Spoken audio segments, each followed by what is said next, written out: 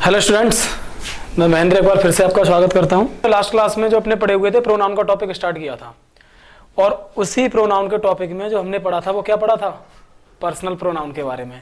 और आज personal pronoun से आगे हम स्टार्टिंग करते हैं अपनी। देखिए, पर्सनल प्रोनाउन में मैंने कुछ केसेस आपको बताए थे। एक तो केस बताया था सब्जेक्टिव और एक केस बताया था आपको ऑब्जेक्टिव। ठीक, इसकी जो डेफिनेशन मैंने बताई थी वो ये बताई होगी कि कोई भी प्रोनाउन, पर्सनल प्रोनाउन जो होता है वो ये होता है रिलेटेड टू अ पर्सन, यानी जो पर्सन को रिलेट करता है वो अपने आप में पर्सनल प्रोनाउन होता है।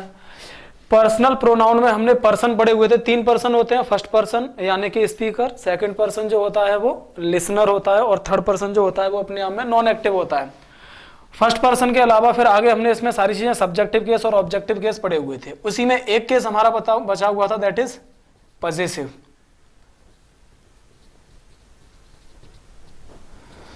पजेसिव केस,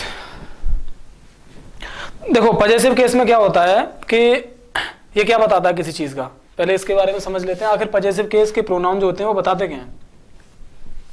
एक बार देखो क्या बताता है पजेसिव केस का प्रोनाउन। तो पजेसिव केस का प्रोनाउन, जैसे बच्चे पढ़ते हैं कई बार कि ये अधिकार बताता है किसी चीज पर, ऐसा कुछ नहीं है। पजेसिव प्रोनाउन जो होता है ये किसी ना किसी का किसी से संबंध बताने का काम करता है। क्या बताता है ये? संबंध। ठीक, पजेसिव केस के प्रोनाउन जो होंगे वो हमारे प्रोनाउन की कैटेगरी में, जैसे हमने पढ़ा था सब्जेक्टिव केस में आई और एक पढ़ा हुआ था वी, ये दोनों हमारे फर्स्ट पर्सन में हमने पढ़े हुए थे। सेकंड पर्सन में हमने पढ़ा था यू और थर्ड पर्सन में हमने पढ़ा था ही, सी, इट एंड दे।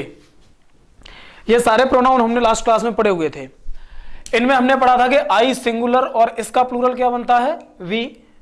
यू अपने आप में रहता है सिंगुलर और इसका प्लूरल भी यू ही रहता है। ही, सी, इट तीनों सिंगुलर होते हैं, तीनों का प्लूरल क्या बनता है? दे। ये सारे के सारे जो प्रोनाउन है वो किस केस के पढ़े थे हमने? सब्जेक्टिव केस में होते हैं।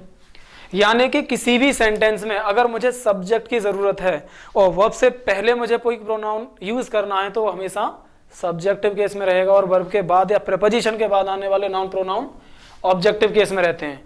वहीं पर जब किसी का किसी से संबंध बताना होगा तो वो प्रोनाउन अपने आप में पजेसिव केस में होंगे। तो पजेसिव केस की कैटेगरी 2 तरीके से हम डिफाइन करते हैं, जिसमें एक कहा जाता है पजेसिव प्रोनाउन, ठीक, और एक हमारा कहा जाता है पजेसिव एडजेक्टिव। क्या कहा जाता है? पजेसिव प्रोनाउन और पजेसिव एडजेक्टिव। तो हमारे जो पजेसिव केस के प्रोनाउन होंगे ये 2 कैटेगरी में होते हैं, एक तो पजेसिव प्रोनाउन होता है और एक पजेसिव एडजेक्टिव होता है। देखो यहां से मैं एक बात आपको बता रहा हूं, बड़े ध्यान से समझना। किसी भी सेंटेंस में अगर कोई भी शब्द है जो या तो सब्जेक्ट है या ऑब्जेक्ट है तो वो डेफिनेटली अपने आप में या तो होगा नाउन या होगा प्रोनाउन। या मैं इस बात को ऐसे कह सकता हूं कि सिर्फ नाउन या प्रोनाउन ही किसी सेंटेंस में सब्जेक्ट या ऑब्जेक्ट का काम करते हैं। अगर कोई दूसरा वर्ड आप जैसे सब्जेक्ट ऑब्जेक्ट की तरह यूज करना चाहते हैं तो आपको उस वर्ड को उसकी नाउन फॉर्म में लिखना पड़ जाएगा। बात क्लियर हुई यहां तक? चलिए, बेसिकली हर एक शब्द अपने आप में नाउन हो सकता है क्योंकि वर्ड अपने आप में नाउन होते हैं। तो इन चीजों को अगर हम समझें, पजेसिव एडजेक्टिव, तो आई का जो पजेसिव एडजेक्टिव केस होगा वो अपने आप में होता है माई और पजेसिव प्रोनाउन इसका क्या बनेगा? माइन। वी का जो पजेसिव केस बनेगा वो बनता है हमारा अवर और पजेसिव प्रोनाउन का जो केस बनता है दैट इज अवर्स। इसके बाद यू के बारे में हम समझेंगे। तो यू जो होता है ये अपने आप में क्या बनता है? योर, एंड इसका पजेसिव प्रोनाउन का जो केस बनता है दैट इज योर्स। इनके बारे में अगर समझे, ही का हमारा बनकर आता है जो हमारे सामने दैट इज हिज, और इसका पजेसिव प्रोनाउन भी अपने आप में क्या रहता है? हिज। सी का अगर हम समझते हैं तो हर एंड हर। तो जो सी होता है, आप देखिएगा ध्यान से समझना कि सी का हमने ऑब्जेक्टिव केस देखा था, वो क्या होता है? अपने आप में हर होता है और पजेसिव केस भी इसका क्या होता है? हर। वही पजेसिव प्रोनाउन इसका क्या बन जाता है? हर्स। इट की बात करें तो इट का ऑब्जेक्टिव केस तो इट ही हमने पढ़ा था, लेकिन पजेसिव इट्स रहेगा और वहां पर भी आपका सेम इट्स ही रहेगा। दे की अगर बात करें तो ये बनता है हमारा देयर और पजेसिव प्रोनाउन वाला जो इसका केस होगा दैट इज देयर्स। तो देखो ये छोटी सी जानकारी है इसमें, यहां से क्वेश्चन कैसे बनते हैं ये मैं आपको बताता हूं, ठीक है। देखो बड़े ध्यान से समझना, यहां से जो क्वेश्चन बनेंगे वो कैसे बनेंगे। देखो एक छोटी सी जानकारी है, मैंने अभी अभी आपको एक बात बताई थी कि किसी भी सेंटेंस में जो सब्जेक्ट ऑब्जेक्ट होंगे वो क्या होते हैं, नाउन या प्रोनाउन, ठीक है। तो अगर ये शब्द अपने आप में प्रोनाउन है तो ये जाहिर सी बात है किसी ना किसी नाउन के स्थान पर आए होंगे। स्टार्टिंग में मैंने बताया था सर्वनाम यानी कि प्रोनाउन जो होता है वो एक ऐसा शब्द होता है जो किसी संज्ञा यानी कि नाउन के स्थान पर प्रयोग किया जाता है, और जब ये शब्द अपने आप में प्रोनाउन है तो जाहिर सी बात है ये किसके स्थान पर आए होंगे, नाउन के। किसके स्थान पर, नाउन के स्थान पर आए होंगे। अगर ये नाउन के स्थान पर आए होंगे तो क्या इन वर्ड्स के साथ आपको कोई दूसरा नाउन लिखने की जरूरत है, बताइए। यहीं से क्वेश्चन बनते हैं। ये शब्द अपने आप में क्या है, प्रोनाउन, और ये आया किसके स्थान पर, नाउन के स्थान पर, तो जाहिर सी बात है इसके साथ क्या नहीं लिखना है, कोई भी नाउन नहीं लिखना है। दोबारा से समझेंगे कि पजेसिव प्रोनाउन के साथ में अपने आप में कोई भी नाउन हमें यूज नहीं करना है, और ये किसी भी सेंटेंस के अंदर या तो काम करेंगे किसका, सब्जेक्ट, या फिर काम किसका करेंगे, ऑब्जेक्ट। कॉम्प्लीमेंट भी हो सकते हैं, ये किसी भी सेंटेंस के अंदर सब्जेक्ट ऑब्जेक्ट कॉम्प्लीमेंट का काम कर सकते हैं। वहीं अगर इस कैटेगरी को अगर हम समझें पजेसिव एडजेक्टिव, तो ध्यान से समझना, एडजेक्टिव आप लोग पढ़ा होगा, हिंदी में तो पढ़ा ही होगा विशेषण। हमारा जो विशेषण होता है वो क्या काम करता है, विशेषता बताता है। किसकी विशेषता बताता है, नाउन प्रोनाउन की, ठीक है। तो अगर ये अपने आप में पजेसिव एडजेक्टिव हैं, इनको साथ ही साथ में कई बुक्स में मैंने देखा डिटरमिनर भी लिखा होता है, ठीक है। तो हालांकि डिटरमिनर और एडजेक्टिव में मैं डिफरेंस शायद मैंने इंट्रोडक्शन वाली वीडियो में बताया होगा आपको, और बाकी चीजों को हम आगे भी पढ़ लेंगे, इनका थोड़ा सा जो डिफरेंस होता है। तो इन वर्ड्स को डिटरमिनर भी कहा जाता है, पजेसिव एडजेक्टिव जो हैं इन्हें हम पजेसिव डिटरमिनर भी कहते हैं। तो ध्यान रखेंगे जब ये अपने आप में डिटरमिनर हुए तो डिटरमिनर एक ऐसा शब्द होता है जो हमेशा ही इसके साथ में हमें क्या लिखना होता है, एक नाउन। क्या लिखना होता है, नाउन।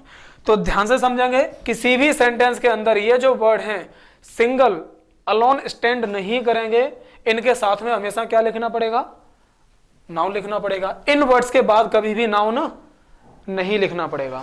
बात समझ में आई यहां तक। तो इसी से रिलेटेड मैं कुछ क्वेश्चन आपको कराता हूं, तो एक बार ऐसे अपने आप में नोट कर लीजिएगा और मैं आपको क्वेश्चन कराता हूं, ठीक है। तो आप वीडियो को रोककर आराम से नोट कर सकते हैं और ध्यान से समझेंगे इनके बेस पे क्वेश्चन, ठीक है। तो मैं आगे स्टार्ट करता हूं फिर। तो अब कुछ क्वेश्चंस को समझना स्टार्ट करते हैं यहां से, कि यहां से आखिर क्वेश्चन कैसे बनते हैं। तो मेरे साथ क्वेश्चन लिखिएगा, मैं क्वेश्चन लिख रहा हूं ध्यान से। He wanted me ball. Yours, your लिखते हैं, your is not a bigger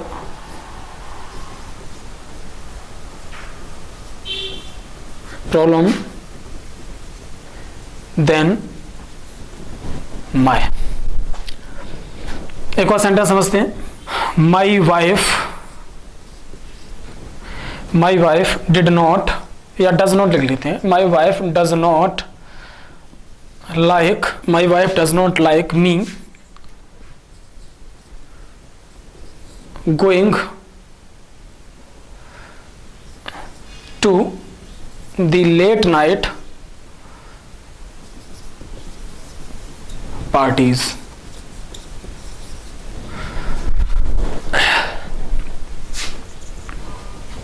Our is a great country। This is mine book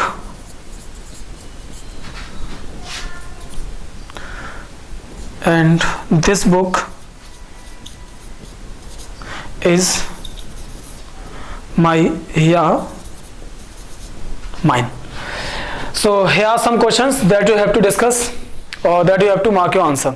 Okay, तो मैं चाहता हूँ आप अपने एक बार आंसर मार्क कीजिएगा और फिर मैं आपको आंसर इसके बताता हूं, ठीक है। तो अपने आप आंसर लगाओ एक बार, क्या हो सकते हैं।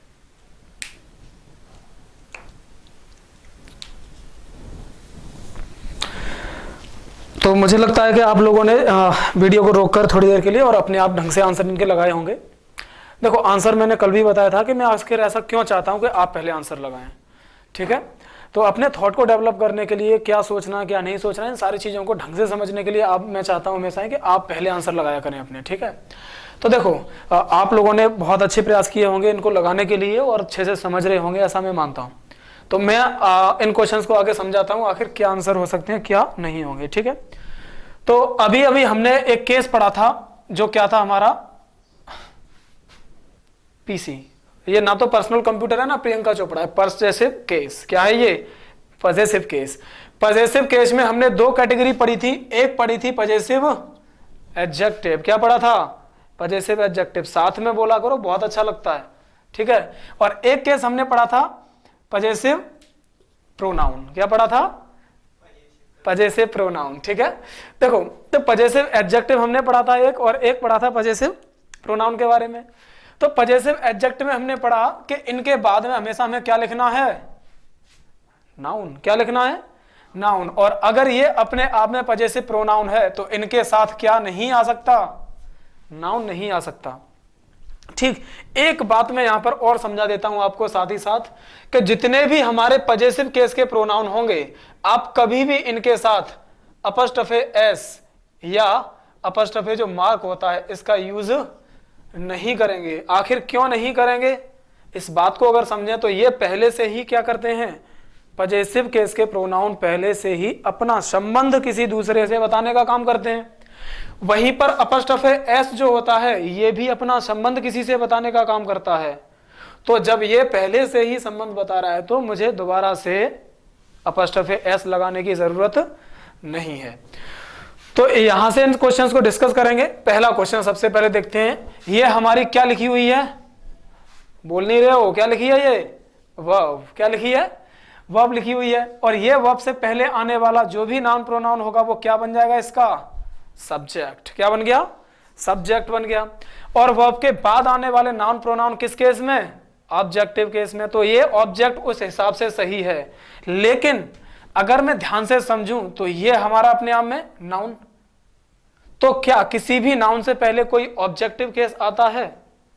बिल्कुल नहीं। अभी अभी बात को हमने समझा कि इस बॉल का संबंध किससे हुआ?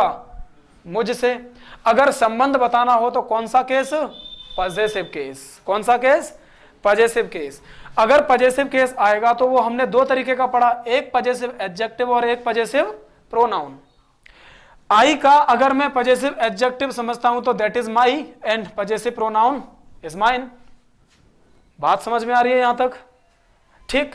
अगर मैं देखता हूं बाद में इनके नाउन नहीं आता और पॉसेसिव एडजेक्टिव के बाद में नाउन आता, तो यहां पर नाउन हमारा लिखा है तो मैं माई नहीं, मी नहीं, क्या कहूंगा?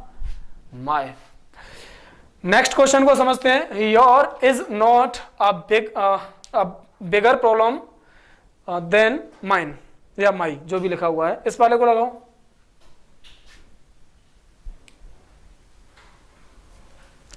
अगर समझ पा रहे होंगे सेंटेंस में तो ये जो लिखी हुई है ये क्या हुई अपने आप में? वर्ब।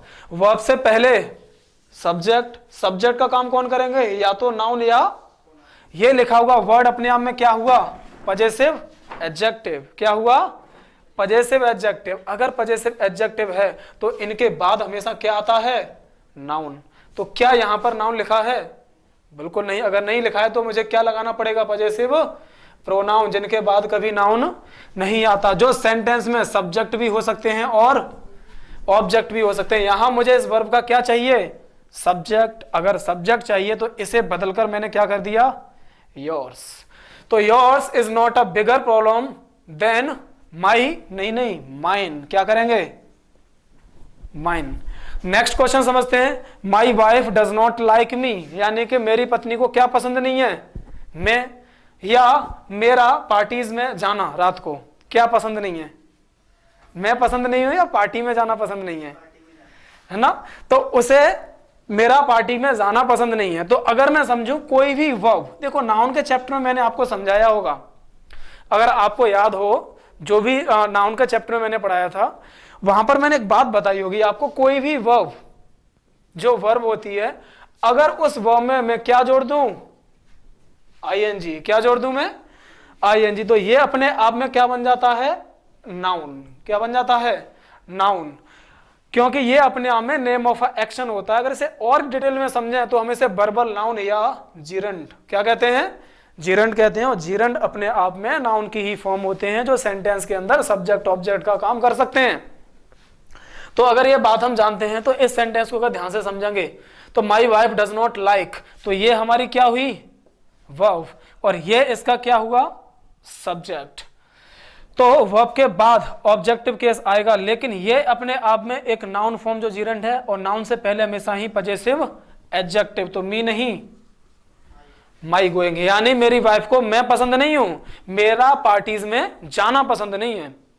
ठीक, नेक्स्ट क्वेश्चन हम समझेंगे, अवर इज अ ग्रेट कंट्री। अगर हम इस वर्ड को देखें तो ये अपने आप में पजेसिव एडजेक्टिव क्या होता है, पजेसिव एडजेक्टिव। तो इनके बाद मुझे क्या लगाना पड़ेगा, नाउन। क्या सेंटेंस में नाउन है, बिल्कुल नहीं।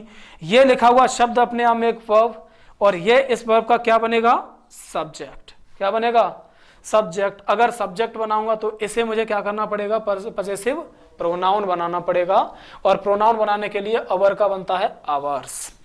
आगे अगर इसी सेंटेंस को समझते हैं नेक्स्ट में, दिस इज माई बुक या माइन बुक, लिखा हुआ शब्द अपने आप में क्या हुआ, नाउन। नाउन से पहले पजेसिव एडजेक्टिव, तो मैंने इसे क्या बदल दिया, माई बुक। नेक्स्ट क्वेश्चन अगर समझेंगे, दिस बुक, देखो नाउन हमने पहले ही लिख दिया, अभी भी बताया नाउन को रिपीट नहीं करते, किसी भी सेंटेंस में नाउन को दोबारा रिपीट नहीं करते हैं, और उस नाउन के स्थान पर एक शब्द यूज करते हैं जो क्या होता है, प्रोनाउन। क्या होता है, प्रोनाउन। अगर इन दोनों शब्दों को समझें तो ये अपने आप में पजेसिव एडजेक्टिव, और ये अपने आप में पजेसिव प्रोनाउन, तो इसे हटाकर हम आंसर क्या लगाएंगे, माइन। बात यहां तक क्लियर हुई। तो एक बार दोबारा से समझते हैं इस बातचीत को, कि कई बार सेंटेंस में क्या लिखी मिल सकती है हमें, आईएनजी फॉर्म, जो अपने आप में किसका काम करती है, नाउन का। तो उससे पहले हमेशा ही पजेसिव केस जो आएगा वो एडजेक्टिव फॉर्म वाला आएगा। तो ध्यान रखेंगे इस बात को, किसी भी सेंटेंस में अगर नाउन दिया है तो पजेसिव एडजेक्टिव, और अगर नाउन नहीं दिया है तो पजेसिव प्रोनाउन। बात समझ में आ रही है यहां तक। तो ये हमारा पजेसिव केस था, और यहां से क्वेश्चन बहुत आते हैं, बहुत अच्छे क्वेश्चन आते हैं। ठीक है, तो इसी बातचीत को लेकर कुछ और क्वेश्चन हम डिस्कस करेंगे आगे, जब अपना टॉपिक हो जाएगा उसके बाद में कुछ मैं एक्सरसाइज कराने की कोशिश करूंगा। देखो टाइम मिलता है जैसे ही, मैं फिलहाल इसका नेक्स्ट टाइप स्टार्ट करता हूं प्रोनाउन के बारे में ही। तब तक के लिए इसके आंसर मार्क कीजिए सभी लोग, और मैं इसे इरेज करता हूं फिर।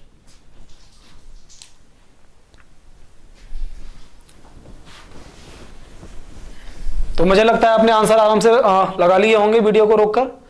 मैं इरेज करता हूं और अगला टॉपिक इसी में स्टार्ट करते हैं। देखो यहां पर दो शब्द लिखे हुए थे दो सेंटेंस में, एक दिस और एक ये दिस लिखा हुआ था। मैं पहले इनको थोड़ा सा और एक्सप्लेन करता हूं आपके लिए, क्योंकि कई बार मैंने देखा हुआ है कि ऐसे क्वेश्चन आते हैं पेपर में। हालांकि ये शिक्षक पात्रता परीक्षाएं जो होती हैं उस तरीके के पेपर में ऐसे क्वेश्चन आ जाते हैं। तो ये जो एक्चुअल में दिस और दिस लिखे हुए हैं दोनों सेंटेंस में, इन्हें हम कहते हैं डेमोन्स्ट्रेटिव प्रोनाउन।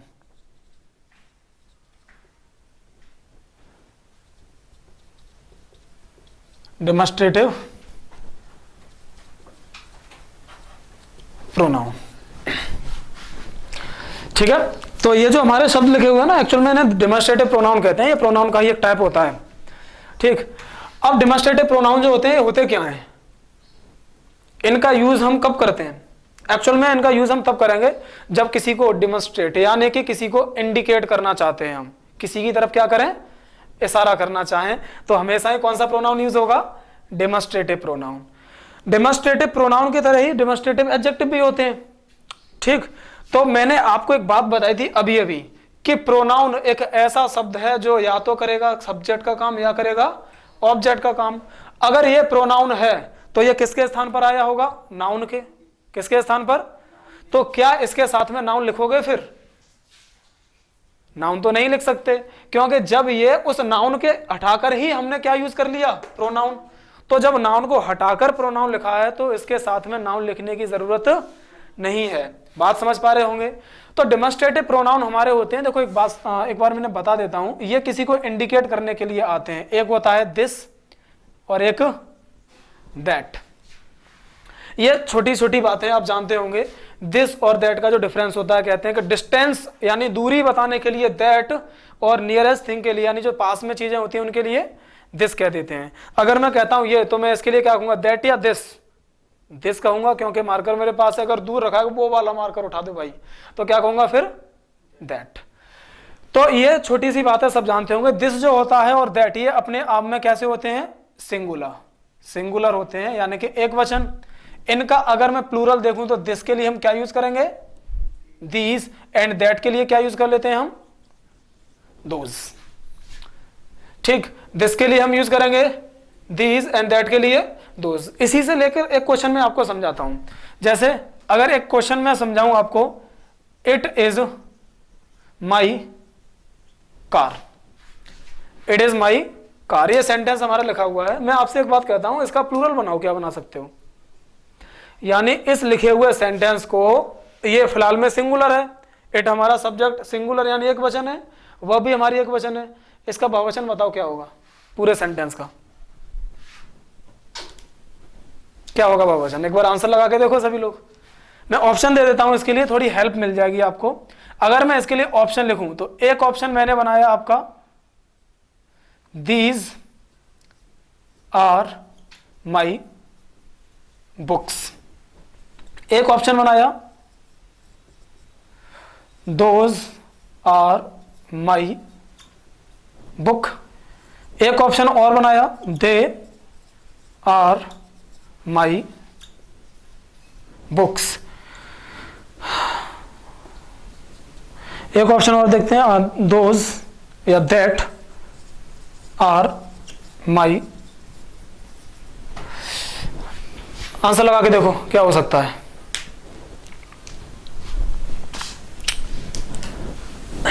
देखो, अगर लिखे हुए सेंटेंस में हम समझें तो ये हमारा इट लिखा हुआ है, ये हमने किस प्रोनाउन में पढ़ा था, पर्सनल। किस प्रोनाउन में पढ़कर आए हैं अभी अभी हम इसे, पर्सनल प्रोनाउन में पढ़कर आए हैं।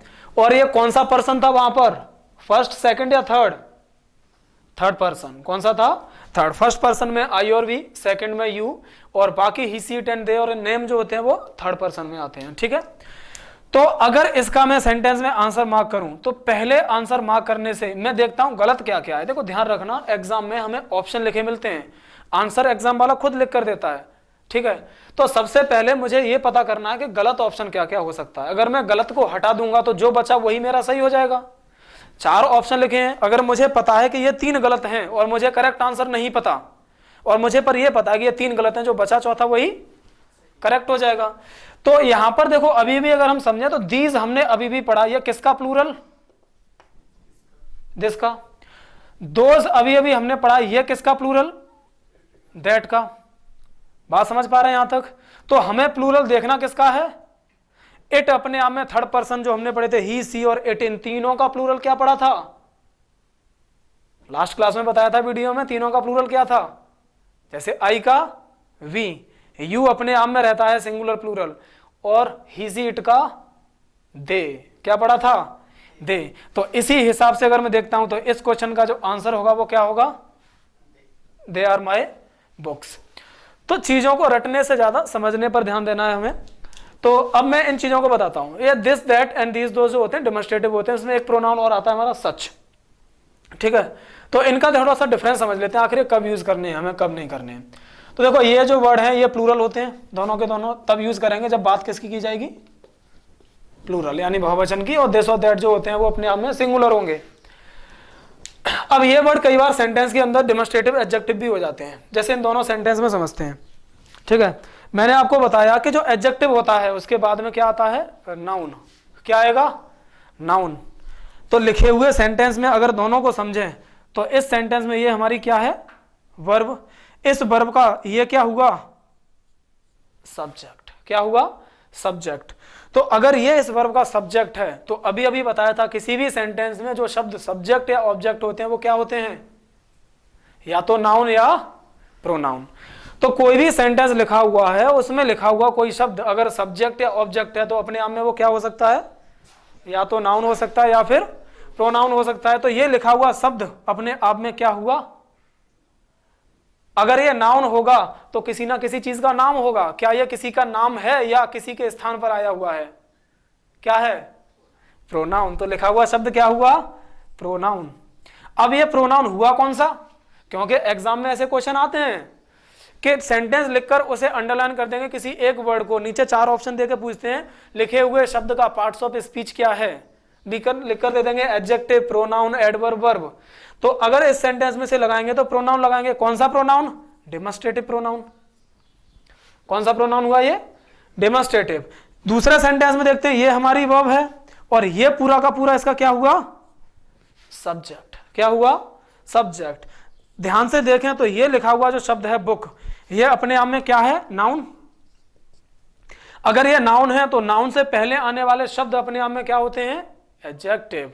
अभी बताया था प्रोनाउन से पहले, सॉरी प्रोनाउन के बाद में नाउन नहीं आता है, लेकिन अगर वो अपने आप में एडजेक्टिव होगा तो उसके बाद में नाउन आता है। ये पजेसिव केस में भी हमने समझा था।